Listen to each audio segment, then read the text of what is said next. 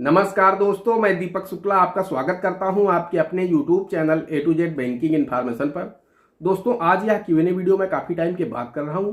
आज सुबह मैंने एक पोस्ट डाला था जिसमें मैंने आप लोगों से कहा था कि आज शाम को मैं Q&A वीडियो बनाऊंगा, तो आप लोग अपने जो भी सवाल हो कर सकते हैं। उन सभी सवालों के जवाब मैं आप लोगों को इस Q&A वीडियो में दूंगा।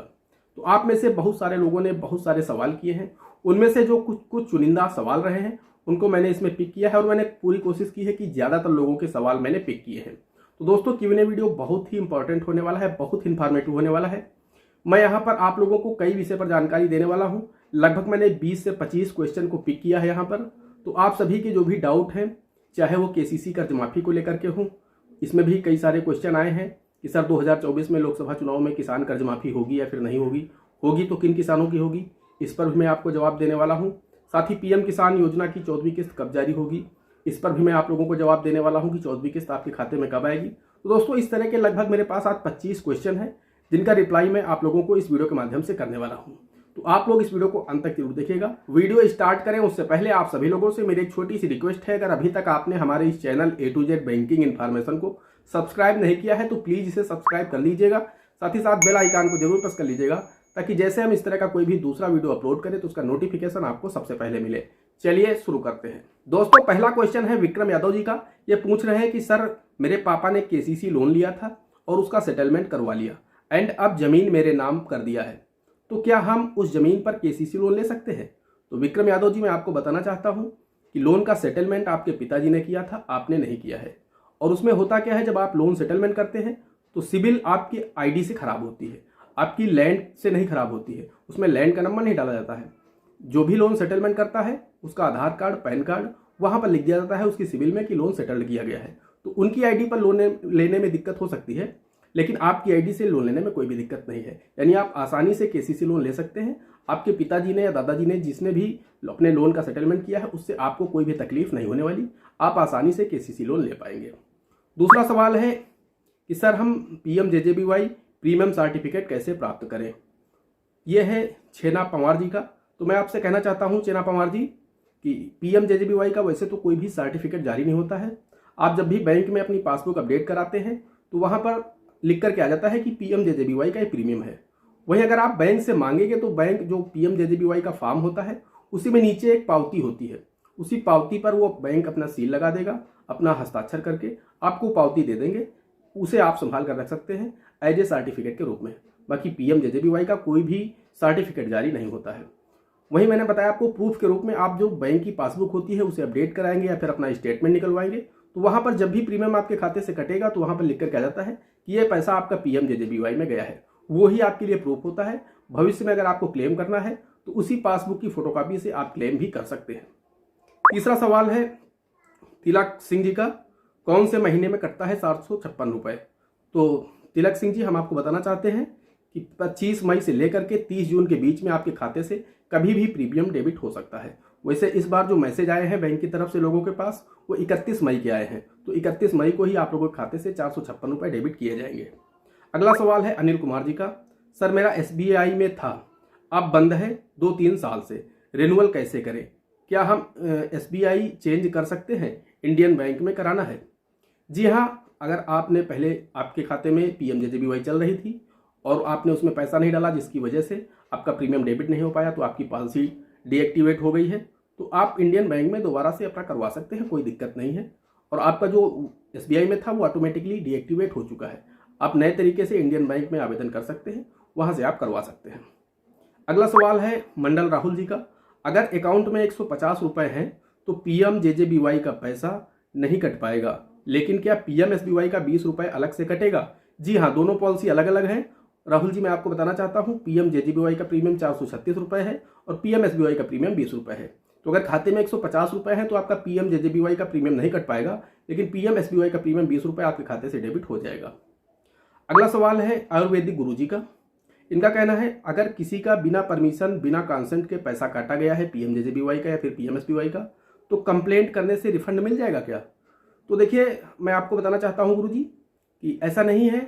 आपका कंसेंट बैंक के पास 100% होगा। मैंने वीडियो बना करके भी जानकारी दी थी कि बैंक बिना आपके कंसेंट के आपका पैसा नहीं काटता है।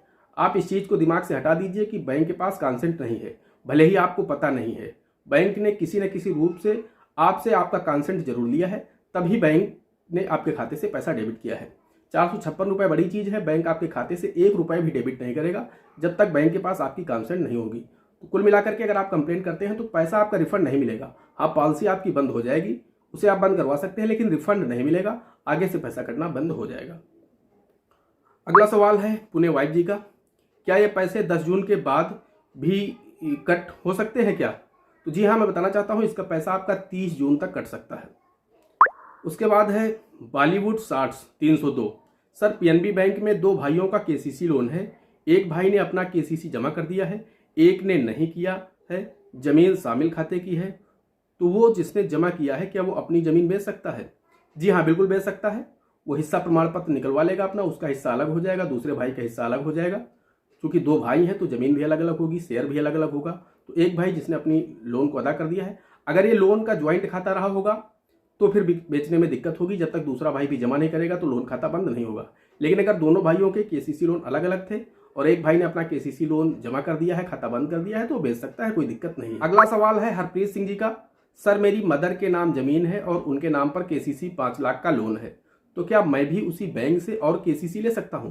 जी हाँ हरप्रीत जी, अगर आपके नाम पर जमीन है तो आप भी उसी बैंक से केसीसी लोन ले सकते हैं। आप ही नहीं, आपके घर में अगर और भी सदस्य हैं और उनके नाम पर जमीन है तो वो भी केसीसी लोन ले सकते हैं। ऐसी कोई भी लिमिटेशन नहीं है कि एक व्यक्ति को मिलेगा या फिर 2 व्यक्तियों को मिलेगा। जितने भी सदस्यों के नाम पर आपके घर में जमीन है वो लोग उसी बैंक से केसीसी लोन ले सकते हैं। अगला सवाल है सोनू ब्रांड जी का, sir please give me one answer, हम नॉमिनी में नाम कैसे चढ़ाएं पीएमजेजेबीवाई में?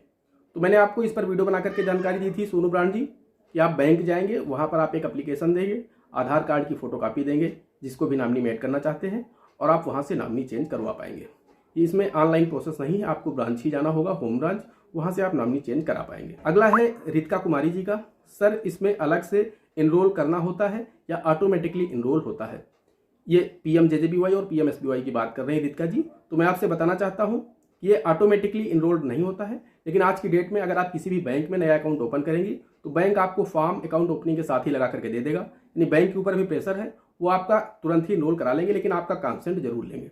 या फिर आप बैंक जा करके इनरोल करवा सकती हैं।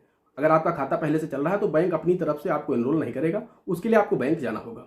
नेक्स्ट क्वेश्चन है मोहम्मद मोतियर रहमान जी का। इनका कहना है सर एनपीए हो जाने के बाद सिविल अपडेट हो सकता है क्या? जी हाँ, आपका जो खाता एनपीए हुआ है जिसकी वजह से आपकी सिविल खराब हुई है, आप उस खाते को सही कर लीजिए, उसके 3 महीने बाद आपकी सिविल अपडेट हो जाएगी।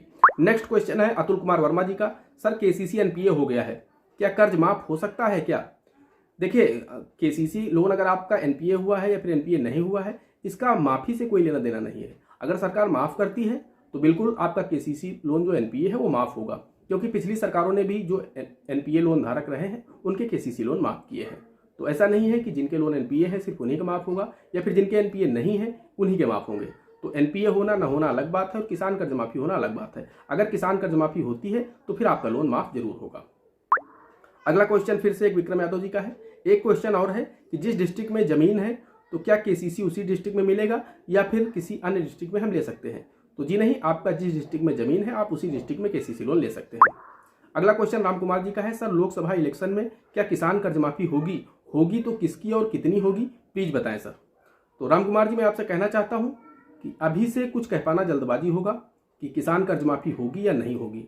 अब कौन सी पार्टी यहाँ पर ऐलान करती है, कौन सी पार्टी ऐलान नहीं करती है, ये देखने वाली बात होगी। और उसके बाद कौन सी पार्टी सत्ता में आती है, कौन सी पार्टी सत्ता में नहीं आती है, कौन घोषणा करता है, कौन नहीं करता है, तो अभी थोड़ा जल्दबाजी होगा। समय थोड़ा और नजदीक आने दीजिए, मैं आप लोगों को इस पर वीडियो बना करके विस्तार से जानकारी दूंगा कि किसान कर्ज माफी होगी या नहीं होगी। अब बात आती है होगी तो कितनी और किन किसानों की होगी। अगर होती है तो 1 लाख रुपए तक की ही होगी, क्योंकि पीछे भी देखा गया है कि 1 लाख रुपए तक का ही लोन माफ किया गया है। और किन किसानों की होगी, तो जो किसान डिफॉल्टर हो जाते हैं, ज़्यादातर सरकारों ने यही किया है कि उन्हीं के केसीसी लोन माफ किए हैं जिनके लोन डिफॉल्टर हुए हैं, या फिर जिन्होंने 1 से 2 साल तक अपने केसीसी लोन में कोई भी पैसा जमा नहीं किया है, रिन्यूअल नहीं किया है। जो किसान टाइम से टर्नओवर कर रहे हैं उन किसानों की कर्ज माफी नहीं हुई है। लेकिन फिर भी अभी कुछ भी कहना पाना जल्दबाजी होगा कि किसकी होगी, कितनी होगी कि नहीं होगी।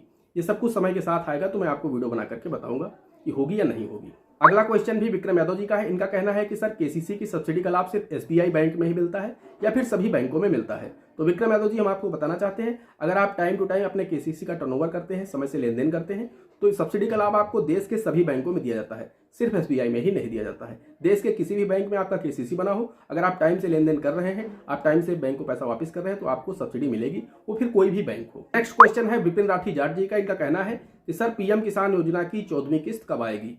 तो विपिन राठी जी, मैं आपसे कहना चाहता हूं कि पीएम किसान योजना की जो 14वीं किस्त है, पूरी उम्मीद है कि 31 मई से पहले ही आप लोगों को मिल जाएगी। बाकी सरकार की तरफ से अभी कोई भी आधिकारिक घोषणा नहीं की गई है, कोई आधिकारिक डेट नहीं बताई गई है, लेकिन न्यूज आर्टिकल में, मीडिया में जो खबरें चल रही हैं उनके मुताबिक 31 मई तक आपको पीएम किसान योजना की 14वीं किस्त का पैसा मिल जाएगा। दोस्तों, ये थे आज के कुछ जरूरी क्वेश्चन जिनके मैंने रिप्लाई किए हैं। अगर आप लोगों के कोई भी क्वेश्चन है तो आप लोग हमें कमेंट करिएगा, #AskDK लिख करके आप अपना यूनिक सा सवाल लिख दीजिएगा। अगले संडे के Q&A में मैं आपकी सवाल का जवाब जरूर दूंगा। दोस्तों, आशा करते हैं जानकारी पसंद आई होगी। अगर जानकारी पसंद आई हो तो प्लीज वीडियो को एक लाइक करिएगा। साथ ही साथ चैनल पर नए हैं, चैनल पर पहली बार आए हैं तो चैनल को सब्सक्राइब जरूर करिएगा। दोस्तों, आज की वीडियो में इतना ही। मिलते हैं अगले वीडियो में किसी अगले इंटरेस्टिंग टॉपिक के साथ। तब तक के लिए जय हिंद, जय भारत।